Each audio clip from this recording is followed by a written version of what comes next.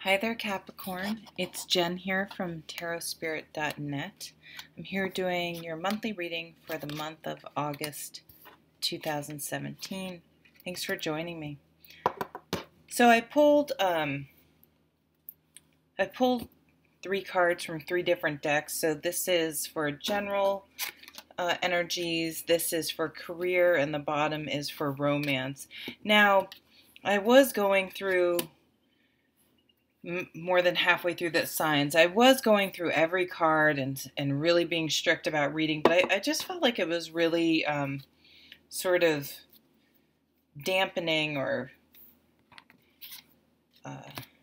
just not allowing the message to flow as smoothly. So I'm reading it more in a freestyle manner. So I hope you're okay with that. All right, so Capricorn, let's get started. So I feel like something is going to have you really fired up this month in your career. We have the King of Wands just really stood out to me. Look at these beautiful cards, the Ostara Tarot. And it's just... So we have two kings right there, actually, the King of Swords and the King of Wands in your career sector, and the Seven of Wands. So I feel like you're going to, in the month of August, you're going to very calmly, constructively, and I can't think, what's the word I want to say? Articulate how you're, oh my God, pretty much everything the opposite of how I'm speaking right now. You're going to really be able to professionally articulate the value you bring to your job. And so whether you're going through your job evaluation or a job interview, you're really going to be able to factually and passionately but professionally state what you bring or what you can bring. So it's definitely going to be a good month for you if you're interested in finding a job and a new career, new job, school, anything like that can fall under the career realm too, that you will be able to present yourself in a very professional and manner that shows you have a lot of value to offer. So don't be afraid to sell yourself. And there's a way to sell yourself without coming off like the stereotypical like creepy used car salesman, you know what I mean, that you saw in movies from the past. Like, it doesn't mean you're not going to look like an arrogant ass if you just state the facts. So I would say practice on someone. Write down what you want to say and be prepared. Be prepared with facts, and throughout the year, make sure that you're writing down. You have like a little Word document or notes in Outlook or whatever, and just write down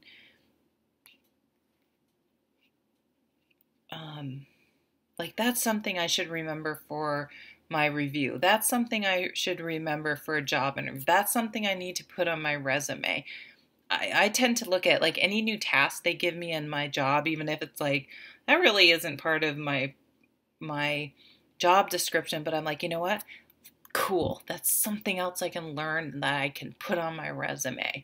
So, but it's like you guys have a lot of value, so don't sell yourself short.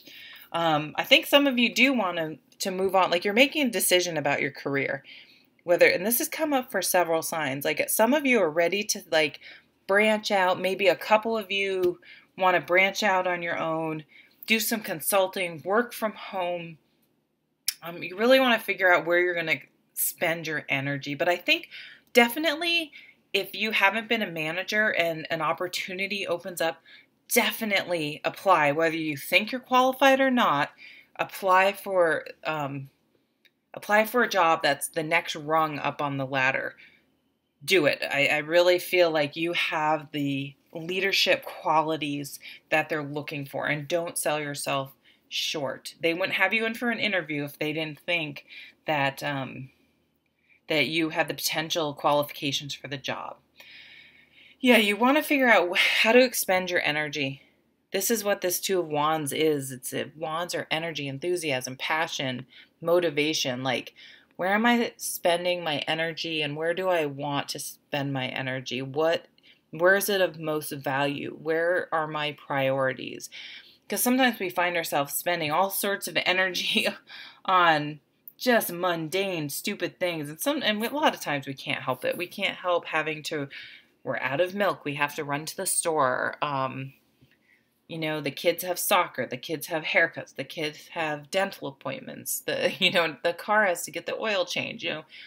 All that stuff. But sometimes we can be expending a lot of energy on things that we don't necessarily have to, that really are not our responsibility.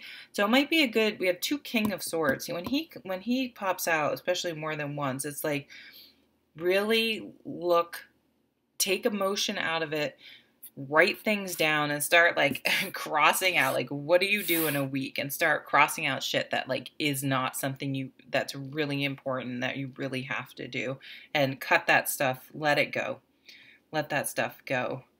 So when this is about boundaries to me, this card, the Four of Pentacles, putting down some boundaries, protecting your time, protecting your energy, so you can focus your energy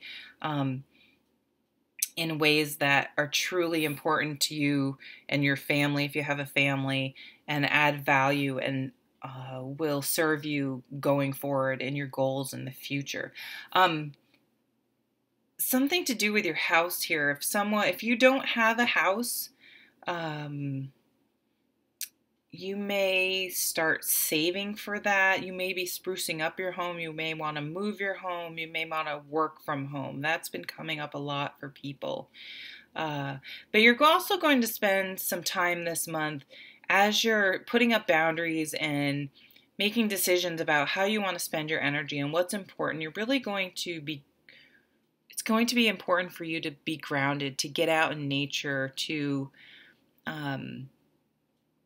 be connected with nature, to get out. I see you just getting outside so you can clear your head and be present and let go. It's like you're actively going to be letting go. So you have this down here. So some of you may have suffered a breakup recently, or something in your relationship is causing you distress. So this is like you're up worrying all night.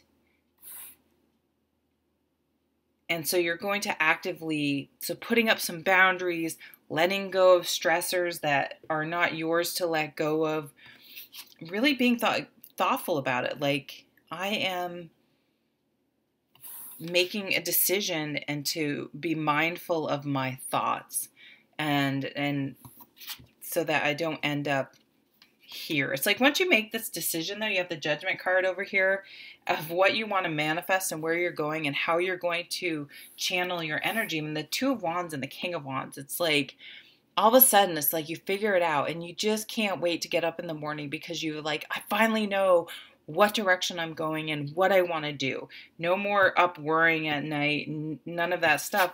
And you do realize like you have to make yourself vulnerable. You have to put yourself out there, and it's like it's worth the risk for you. For some of you, you may be asked, if you're single, maybe asking someone out and just going for it. It's like all of a sudden this isn't like a risk taking thing, like a reckless thing. It's like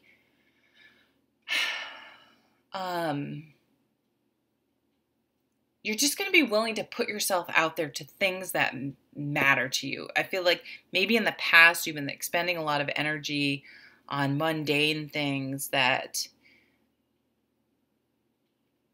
this came up for another sign, like spending all your, like, I've got the dishes done. I have to vacuum. I have to fold the laundry. I have to do the laundry. I have to mow the lawn. I have to, like, busying yourself, expending your energy on all these little things and making them, like, very, very important. Like, I have to mow the lawn today or the freaking world will blow up. You know, it's like the most important thing in the world.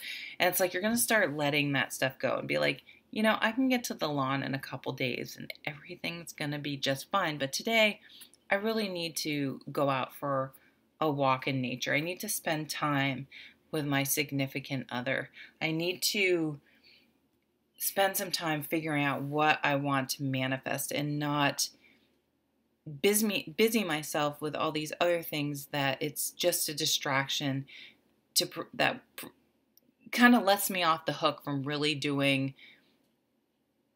living the life I dream of and want to live in my mind. You know, we all have that thing like in our minds, like, oh, like I follow all these, I always tell the story how I follow all these yoga things on Instagram. Like, I haven't done yoga in freaking years. It's like, Jen, get out, if you're really into yoga, get off your ass and do some yoga. So it's kind of like that. But it's going to be motivating. You're all of a sudden, if something's going to click in your mind, you're going to be like, all right, I'm doing it. Like, no more stalling, no more anything, no more analysis paralysis or busying myself with all these details that I can't get anything real done. And you're going to start to really do some things of substance moving forward.